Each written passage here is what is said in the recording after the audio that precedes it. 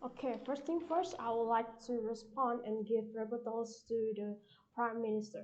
The Prime Minister does not describe the mechanism enough. The opening government failed to describe the vital things about how to impoverish characters. They say that they want to impoverish them, but doesn't want them to be so poor. They could not describe the parameters of poor people. They should have said poor people is a person with income below minimum wage, and they say that they doesn't want characters become too poor, that they could not feed themselves. PM here is not brave enough to be bold. If you want characters to be poor, just let them be poor. If you don't want them to be poor, just say that the characters should have a minimum wage income. Second, PM said that characters should live as a normal people, but they did not provide the definition of a normal people. I would say that normal people is the people that depending on monthly paid, minimum wage, and so forth and so on.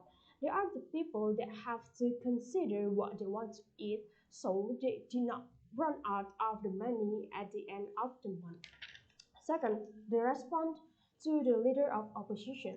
Number one, they say that they want to using the remaining sentences to give penalty to the characters. We as a government team doesn't agree with that. Why? Because uh, this motion come out because the current status quo sentences toward characters are failing hard. A state that having given up, a state have been given up to the point that they cannot do anything to the characters. Jail sentences didn't work, rehabilitation didn't work. Now, because of the human right that stated by the LO itself, that what is the option? The option is to impoverish them. I will say that impoverished characters can make characters through preventive action such as hiding the money. But to impoverish but by impoverish the characters, they cannot flee to a foreign country where they can hide the money.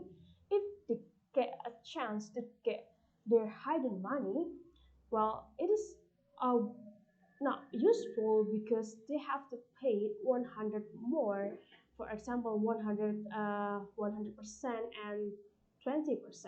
They actually use that hidden money to pay the sentences or the penalty.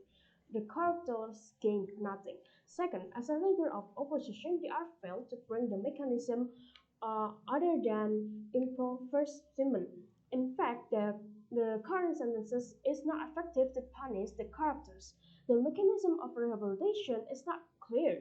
They could not describe how the state do rehabilitation.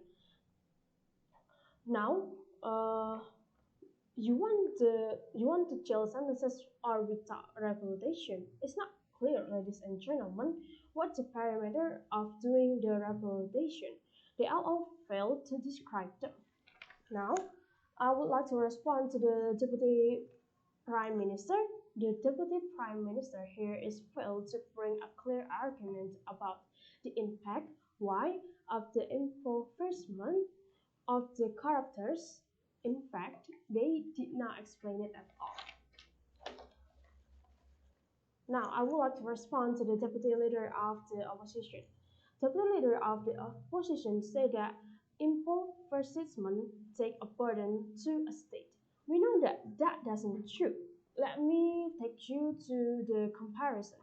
If there is 100 characters stealing 100 billion money, but they actually pay it back and give 100% plus until they being impoverished, it is still beneficial to the country compared to 1 billion money that they did not give back to their country. Sure, there will be 100 more people ex-character being poor, but the good thing is the state can have their money back to improve the life of the citizens. Uh, Giving back 100% plus money is always win-win solution because they can use the money to the society in need. It have bigger impact than letting the corruption do the same thing over and over again for 10 years because of the rehabilitation failed and the state is losing money to the characters.